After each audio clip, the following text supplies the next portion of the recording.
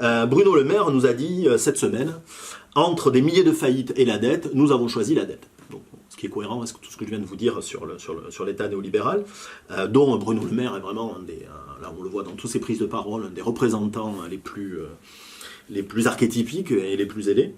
Et donc, je propose une petite réflexion autour de cette idée de dette, en laissant de côté un peu cette question de la dette financière, d'accord, pour regarder la dette symbolique en fait que crée ce sauvetage. Qu'est-ce que c'est ce sauvetage? On peut le regarder comme un sauvetage de la vie même des entreprises du secteur privé français. D'accord? C'est-à-dire la collectivité, par l'intermédiaire de sa puissance organisée qu'est l'État, est en train de sauver tout le secteur privé. D'accord? De sauver la vie du secteur privé. Pour le dire de façon plus simple, sans l'État, la plupart des entreprises aujourd'hui françaises seraient mortes. D'accord? C'est-à-dire aurait fait faillite. Donc, voilà, l'État, de façon littérale, a sauvé la vie, est en train de sauver la vie des entreprises privées, en tout cas d'une grande partie d'entre elles. Alors on le sait par l'intermédiaire des comptes, mais pas que, hein, c'est-à-dire sauver la vie de quelqu'un, ou se faire sauver la vie, ça engage. D'accord?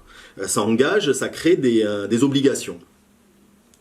Ça crée des obligations. Alors, on pourrait dire que l'histoire est terminée parce que les obligations, déjà, les entreprises nous ont dit, ou en tout cas par l'intermédiaire du grand patronat et des représentants du grand patronat, nous ont dit que bon, voilà, il n'y avait pas de changement à attendre de leur côté. Donc, visiblement, les obligations, ils n'ont pas intégré d'obligations très fortes vis-à-vis de l'État et vis-à-vis de la collectivité. Et puis, par ailleurs, l'État, grand prince, qui devrait être conscient de cette dette qu'a le secteur privé envers lui, n'a non plus, on l'a vu tout à l'heure, demandé aucun remboursement d'une forme ou une autre, symbolique ou autre, vis-à-vis des entreprises. On aurait pu, les entreprises, on pourrait pu dire, par exemple, écoutez, on a conscience de cette dette qu'on a vis-à-vis de la société, et on va essayer, à partir d'aujourd'hui, de produire de façon plus utile, de produire de façon plus juste, de produire de façon moins polluante, etc., etc.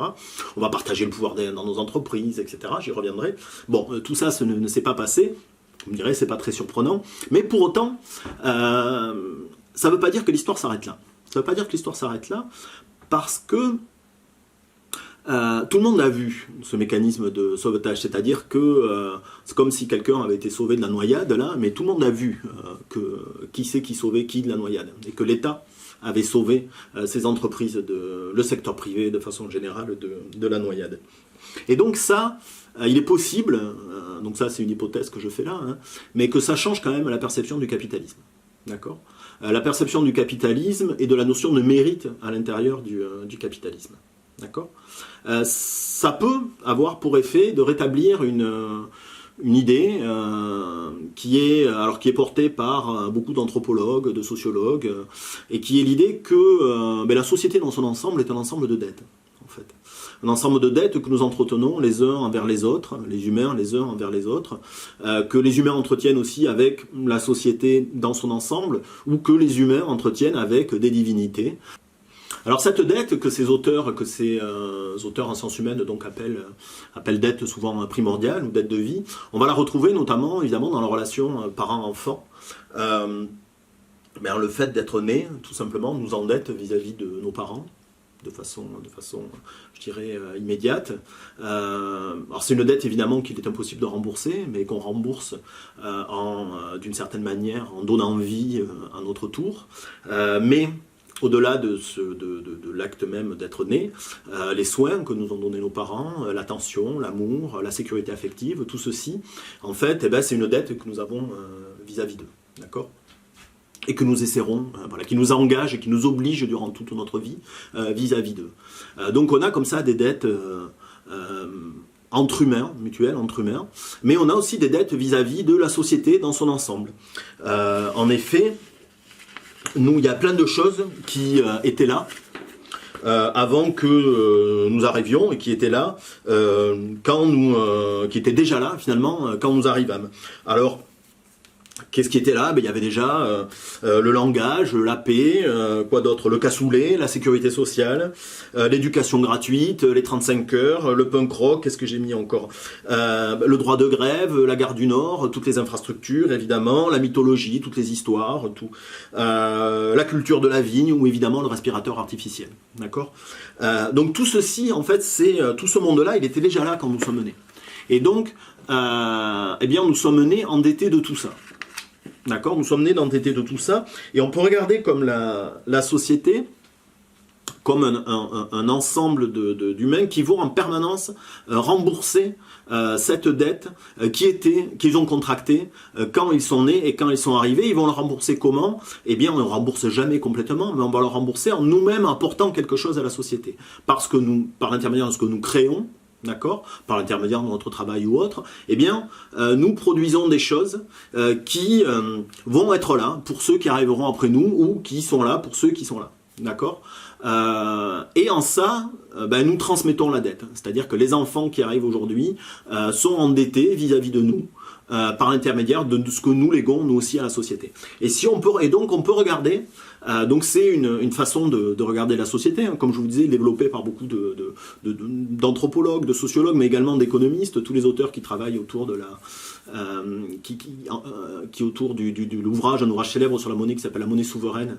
Je vous ai parlé d'Aglietta et Orléans dans la dernière vidéo. Bon, mais c'est des gens qui ont coécrit avec d'autres auteurs un ouvrage sur la monnaie, dont l'idée centrale est que la monnaie serait une expression en fait de cette dette primordiale.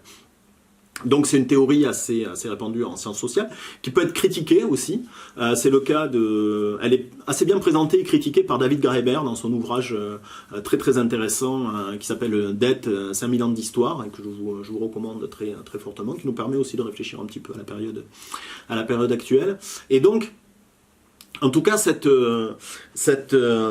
théorie donc de la dette primordiale, eh bien, défend l'idée que la société, c'est un ensemble de dettes. Voilà, que nous contractons les uns vis-à-vis des autres. Et être en société, en fait, eh bien, c'est faire vivre ces échanges de dettes, c'est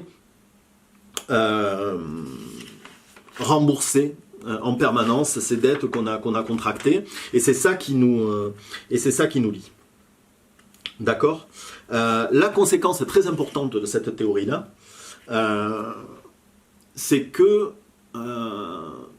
si on part de cette hypothèse-là, hein, que nous sommes tous endettés, que nous sommes nés endettés, et que nous sommes endettés de l'action des autres en permanence, évidemment, quand je dis dette, je parle de dette symbolique, là, très forte. Il ne faut pas voir la dette au sens étroit du terme de la dette financière, d'accord? C'est très important. Eh bien, si on part de cette idée-là de la société,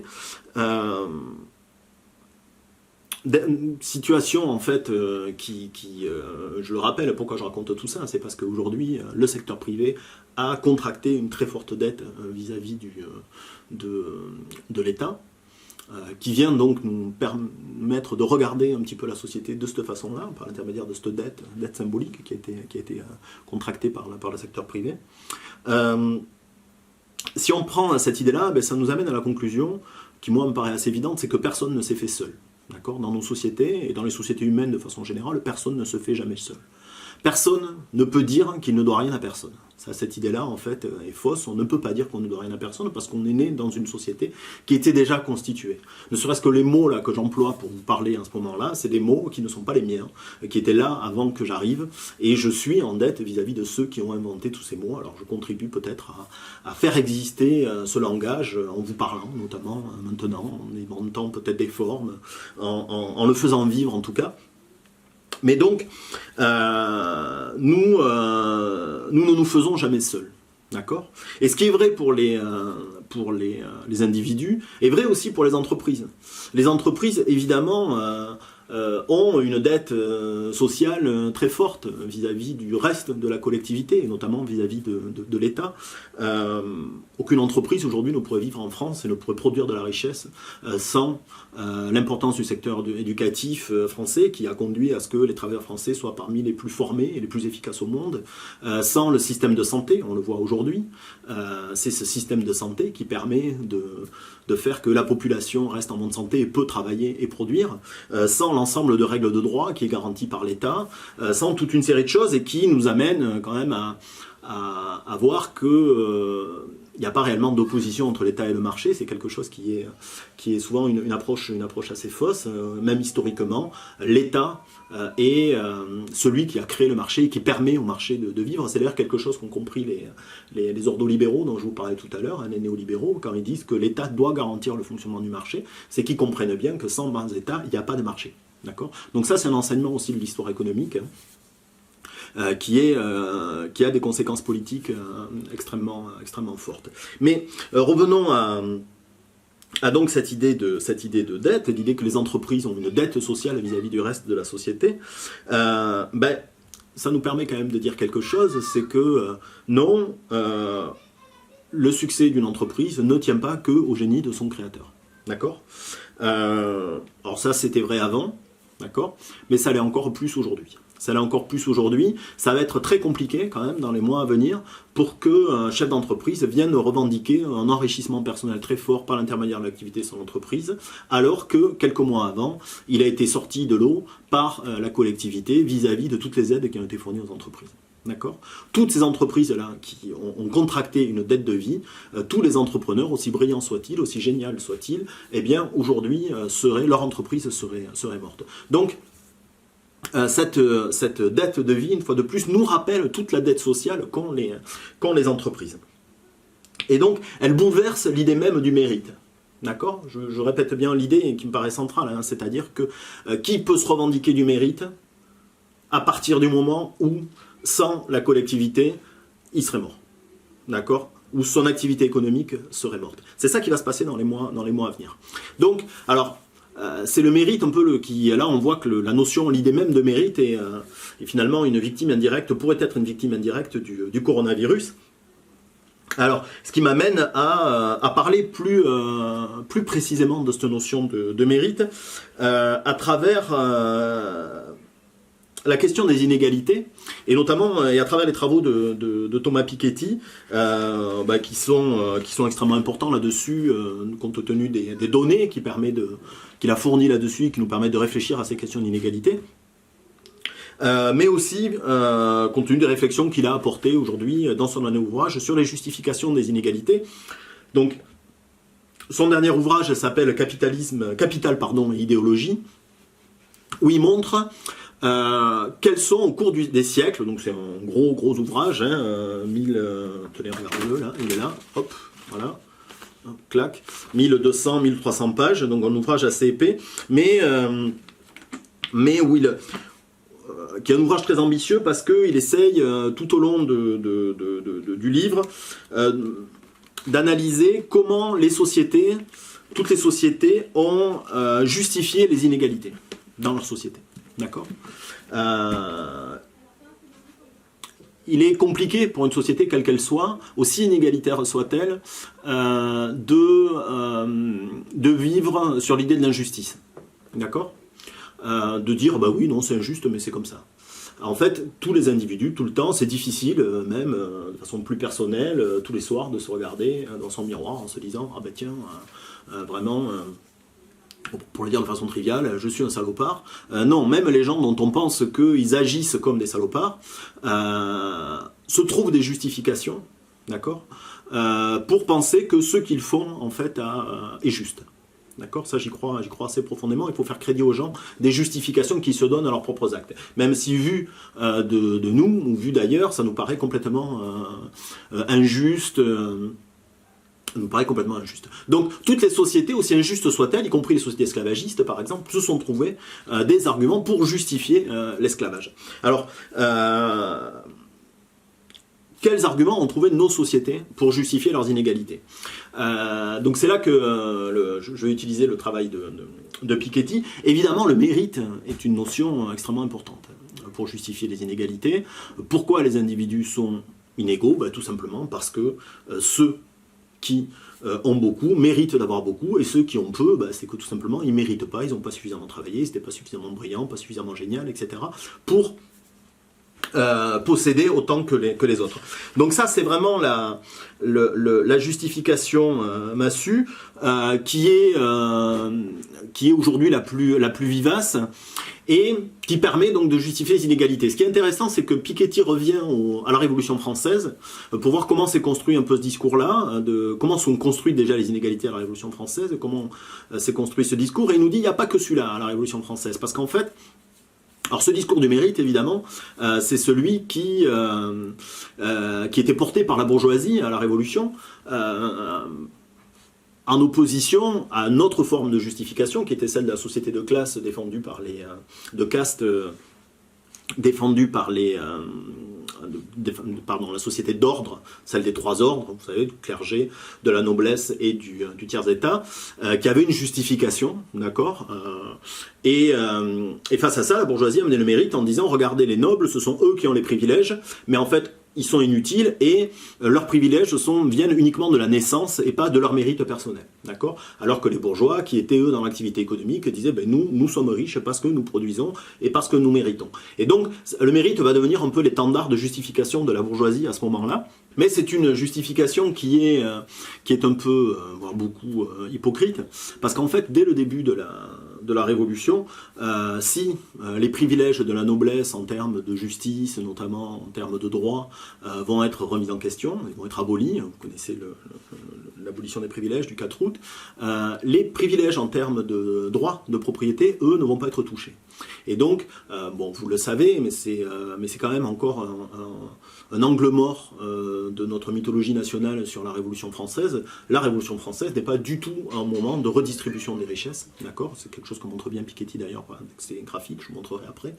C'est pas du tout au moment de redistribution des richesses. Les droits de propriété qui existaient déjà dans le régime précédent sont transmis, alors sont mis à part quelques-uns, hein, notamment il y a les biens du clergé qui sont nationalisés, mais mis à part ça, les droits de la noblesse notamment sont simplement transformés en termes de droit dans du droit du nouveau régime avec un langage différent, etc. Mais on ne touche pas globalement aux inégalités de patrimoine qui existent déjà dans la société d'Ancien Régime. On vient juste les transférer dans le nouveau régime. Alors pour quelle raison? La justification essentielle à ça, c'est qu'il ne faut surtout pas ouvrir la boîte de Pandore. C'est comme ça que Piketty appelle ça. Et ça a une justification qui a existé profondément, qui a été de dire, et qui a existé souvent, qui est de dire, si on commence à retirer certains droits de propriété, à redistribuer des terres, etc., on va ouvrir une démarche, un processus dont on ne sait pas où c'est qu'il pourra s'arrêter. Et donc, il vaut mieux pas ouvrir la boîte de Pandore. Donc, c'est en gros un argument de conservatisme social, hein, c'est-à-dire la société risque de trop bouger si on ouvre cette possibilité-là.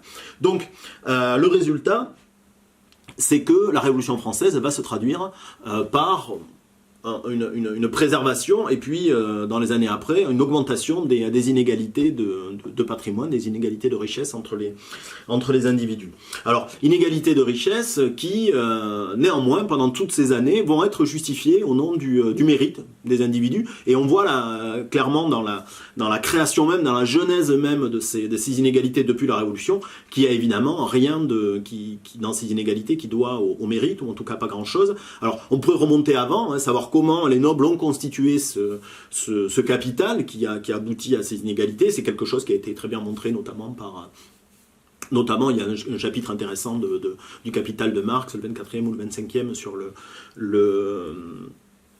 l'accumulation, ce qu'il appelle l'accumulation primitive du capital, qui montre comment ces accumulations de capitaux se sont faites, de patrimoine, se sont faites par la spoliation de droits collectifs qui existaient au Moyen-Âge sur les terres, mais bon, c'est une autre histoire.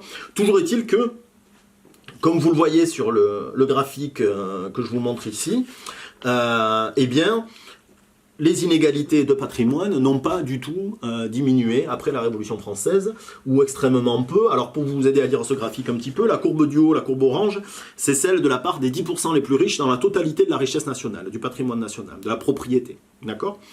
Donc on voit que 10% là détiennent en 10% des Français détiennent en 1780 plus de 80% du patrimoine de la propriété nationale. D'accord? Si vous regardez les 1% les plus riches, ben, ils détiennent 50% en ce moment-là de la richesse nationale.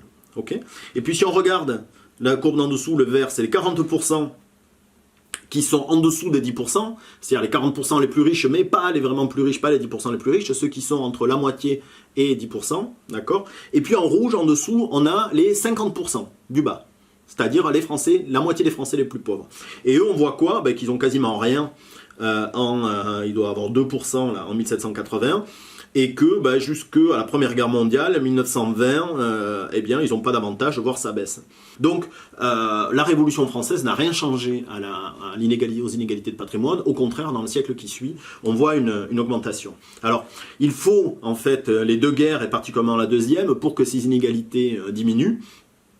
Donc on le voit ici, mais ce qui est intéressant de voir, alors elle diminue, on le voit jusque, en gros, dans les années 80, et alors on voit ici, on visualise le tournant néolibéral dont je vous parlais tout à l'heure, à partir de, c'est-à-dire, vous voyez, à partir ben, je vous parlais de Keynes tout à l'heure, mais là on a des politiques, voilà, on va dire keynésiennes, qui sont aussi des politiques de répartition plus importantes et qui sont mises en œuvre à partir des années 40, 50, qui aboutissent à une augmentation quand même de la part des 10%, les 50% pardon, les plus pauvres, mais qui atteignent péniblement 10% dans les années 80, c'est-à-dire qu'au moment le plus égalitaire qu'on avait en France, la moitié des Français les plus pauvres n'avaient que 10% du patrimoine national. D'accord? Et qu'est-ce qu'on voit en fait? Ben, depuis ce tournant néolibéral, la courbe des 10% redescend, des 50% pardon, redescend, et aujourd'hui, la moitié des Français les plus pauvres détient à peu près 8% du patrimoine national. Okay, alors que les 1% détiennent en gros 25% et que les 10% ont toujours 55% du patrimoine national. Ok, donc, alors ça nous donne une vision un peu moins pareil, hein, un peu moins idyllique ou mythologique de la France et comme un pays égalitaire. On n'est pas dans un pays égalitaire dans l'absolu. Alors on peut regarder par rapport aux autres, c'est toujours ce qu'on fait, on dit regardez les autres c'est pire. Mais non, mais dans l'absolu, on est un pays qui, en 2 siècles, n'a pas réussi à faire que la moitié de sa population la plus pauvre ait plus de 10% du total des richesses. Et c'est quelque chose qui est en train de baisser. Donc on est dans un pays qui est inégalité, c'est pour ça que je dis tout ça aussi, hein, j'y reviens, qui ont été justifiés pendant toutes ces années au nom du mérite, d'accord, alors que alors ça c'est un des autres acquis des travaux de Piketty, alors que ces inégalités finalement doivent beaucoup évidemment à l'héritage. C'est ce qui montre sur le graphique suivant. Alors qu'est-ce qui montre ce graphique? C'est la proportion d'une génération. Quelle proportion d'une génération, reçoit un héritage l'équivalent d'une vie de travail, d'accord? Alors ce que ça nous dit, c'est qu'en 2020, là, on est à peu près à 15%, eh bien, c'est que 15% de cette génération va recevoir un héritage, d'accord? La moyenne de ce que reçoivent en une vie 50% des emplois les moins bien payés, d'accord? Ouais, je répète, c'est ce qui est marqué là, c'est la part de chaque génération recevant un héritage au moins l'équivalent du revenu du travail reçu au cours d'une vie par les 50% des emplois les moins bien payés. Donc 15% des Français pour qui en fait l'héritage va correspondre à une vie de revenus de 50% des autres Français. Donc voilà, on a donc un pays inégalitaire très fortement, structurellement, et puis par ailleurs inégalités qui se reproduisent par l'héritage. Alors vous me direz l'école. Alors ça c'est aussi une autre mythologie nationale, c'est l'école républicaine. En réalité, avec l'idée que l'école républicaine serait méritocratique, qu'elle permettrait celle-là de s'élever dans l'échelon de la société. En réalité, ce que montrent les différentes études qui sont réalisées là-dessus, notamment par l'OCDE, je suis allé voir là-dessus, alors je vous la cite, hein, ça c'est l'étude en 2018. On y apprend que, en France, le lien entre milieu social et performance est parmi l'un des plus élevés des pays de l'OCDE. D'accord? Ça veut dire quoi? Ça veut dire que plus vous venez d'un milieu social élevé et plus vous avez de chances que vos enfants soient bons à l'école.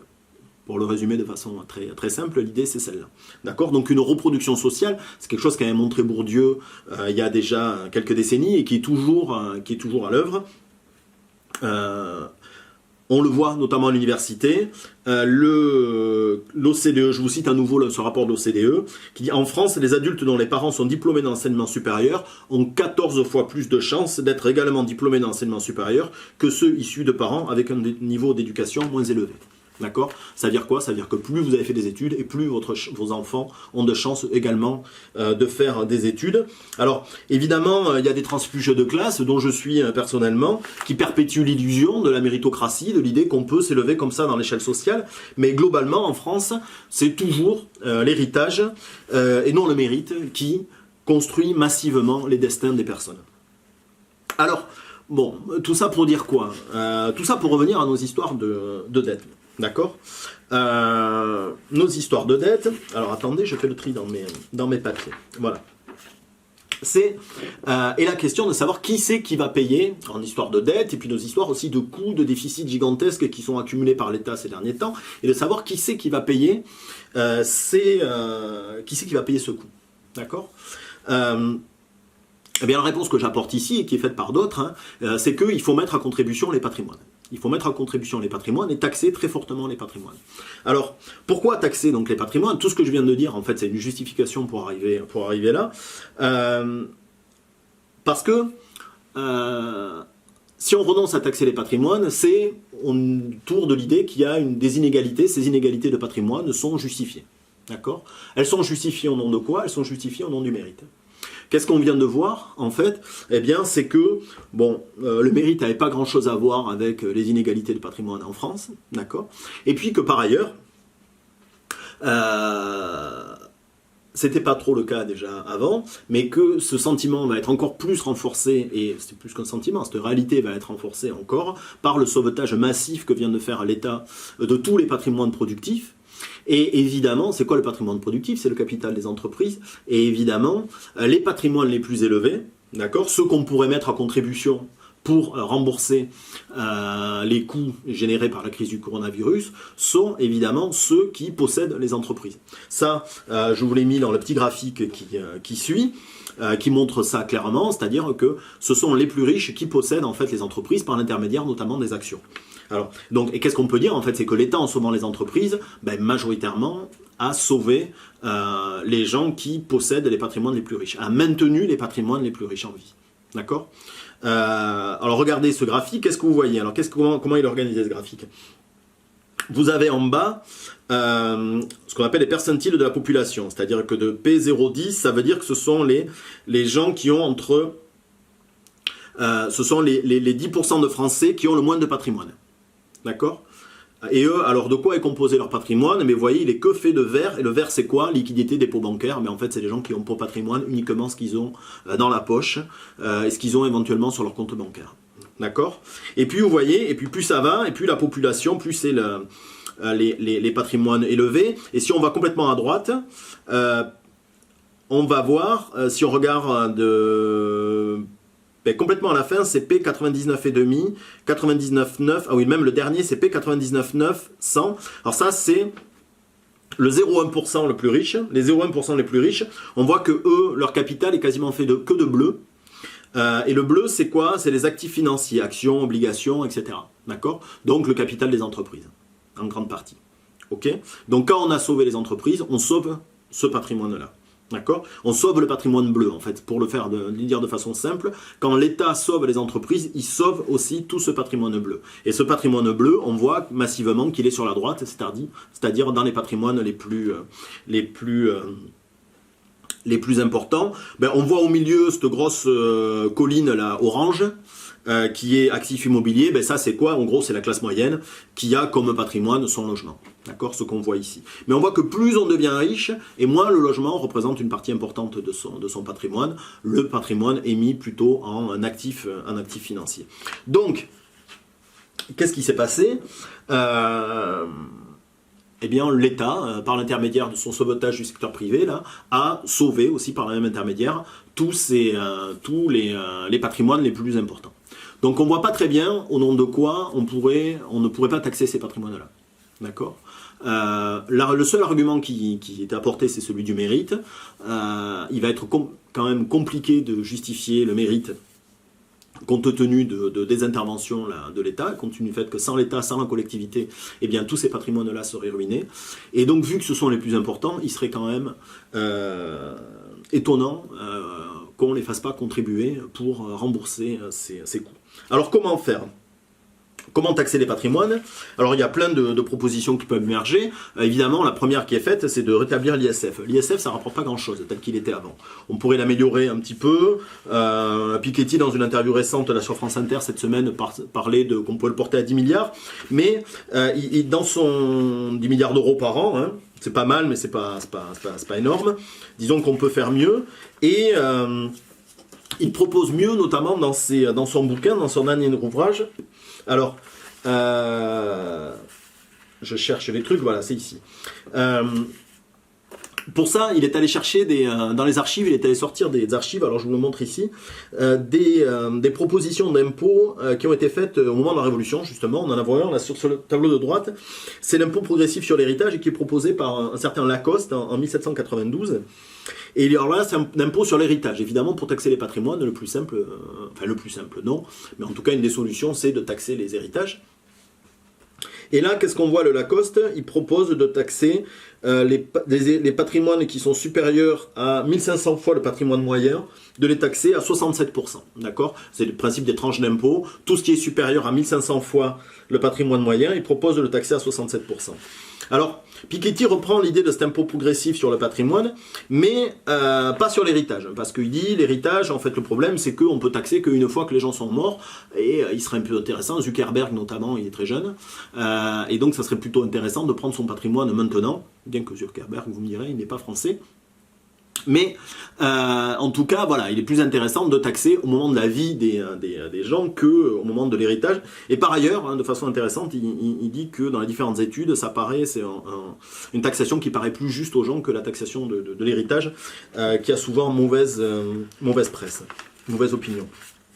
Donc il fait une proposition que je vous mets ici, c'est sur le tableau de gauche, à droite c'est l'impôt sur le revenu qu'il propose. Alors, qu'est-ce qu'il propose? Il dit, alors regardez c'est l'impôt annuel sur les propriétés. Donc lui, il propose à la fois de taxer les héritages et de taxer le patrimoine les propriétaires sont en vie. Et si on regarde la tranche la plus haute, il la pose à 90%. 90% de quoi? Des tranches, c'est-à-dire de tous des patrimoines qui sont supérieurs à 10 000 fois le patrimoine moyen. Alors c'est quoi le patrimoine moyen? En France, c'est environ 200 000 euros. Ça veut dire quoi? Ça veut dire que 10 fois le patrimoine moyen, c'est 2 milliards. C'est-à-dire que tout ce qui est au-dessus de 2 milliards d'euros, on taxe à 90%. D'accord? Ce qui ramènera très rapidement le patrimoine des multimilliardaires à quelques milliards, ce qui reste, vous en conviendrez, quand même assez confortable. Mais donc là, on a quelque chose qui est évidemment très, très ambitieux et qui est intéressant. Alors c'est quelque chose qui met au débat, hein, il le dit clairement, hein, c'est pas une proposition qui vise à être adoptée en tant que telle, il faut débattre des taux, il faut débattre toute une série de choses. Mais ce qui est intéressant là derrière, c'est qu'elle pose clairement la question de la propriété, de la légitimité de la propriété privée.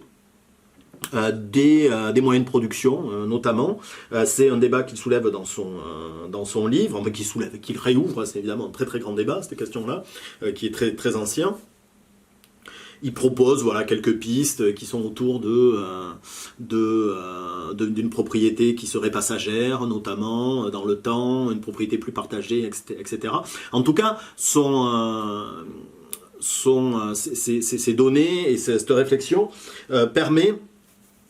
Et en tout cas, cette proposition, pardon, je m'étais un peu perdu, cette proposition-là de patrimoine, de taxation du patrimoine remettrait très profondément en question les structures de la propriété en France. D'accord? Et donc ça permettrait d'ouvrir ce débat-là, et d'ouvrir donc derrière un débat auquel je vous disais qu'il participe également, qui est celui de la propriété clairement des entreprises. D'accord? Et de la décision de fait au milieu des entreprises, la décision dans les entreprises. On peut en effet se poser la question de savoir au nom de quoi des entreprises qui ne doivent leur survie que à la générosité de la collectivité, qui ont été sauvées par la collectivité, par l'intermédiaire de tous les plans d'aide dont je vous ai parlé tout à l'heure, au nom de quoi ces entreprises resteraient la propriété exclusive de quelques-uns. D'accord? Donc ça réouvre globalement la question de la propriété des entreprises, et ça ouvre plein de pistes qui sont celles Propriété collective, c'est pas forcément une propriété d'État, ça peut être une propriété coopérative, il y a beaucoup d'expériences très intéressantes là-dedans. Piketty propose des pistes lui aussi de gouvernance partagée, de gouvernement partagé d'entreprise. Bon, il y a en tout cas plein de choses intéressantes à réfléchir et à faire là-dessus. Et peut-être que ce coronavirus peut nous permettre de réouvrir ces débats-là qui ont été clos, disons, par le tournant néolibéral dont je vous parlais dans les années 70, qui a recentré, j'en ai parlé la dernière fois, très fortement la propriété, l'idée que la propriété des entreprises devait être essentiellement celle des... et le pouvoir dans les entreprises devait être essentiellement ceux des actionnaires. Donc, voilà un petit peu pour cette partie autour de l'État. Voilà, je vous remercie, j'ai peut-être été un peu long, mais il y avait de quoi dire. La prochaine fois, je vais parler essentiellement des questions monétaires et puis d'Europe, puisque notre monnaie est européenne, puisque tous ces déficits qui s'accumulent, alors voilà, il y a une voie qui est de prise en charge, qui est celle de la fiscalité. J'aurais pu parler d'ailleurs d'autres modes de fiscalité. Là, j'ai parlé essentiellement de l'impôt sur les patrimoines, qui me paraît être une piste importante. Alors importante aussi en termes de ce qu'elle peut mobiliser, parce que je disais que l'impôt sur la fortune, ça serait 10 milliards d'euros, mais si on fait un impôt plus ambitieux comme celui que propose Piketty par exemple, on est à quelque chose qui est de l'ordre de plus de 100 milliards d'euros par an. Donc voilà, on a des ressources financières qui peuvent être intéressantes pour financer plein de choses. Le coût de cette crise, mais également la transition écologique, etc. Mais il y a d'autres formes de fiscalité qui pourraient être réfléchies aussi. Fiscalité carbone, notamment, ce serait bien de rouvrir ce débat-là, une fiscalité écologique de façon plus générale. Il y a aussi des choses, évidemment, à faire du côté de l'impôt sur le revenu. Voilà, donc la fiscalité c'est une voie qui permettra de payer ses coûts. Ensuite, ça sera pas suffisant, ça sera certainement pas suffisant. Et ce qu'on va voir, c'est que en fait une grande partie de ces coûts vont être payés par l'intermédiaire de la création monétaire.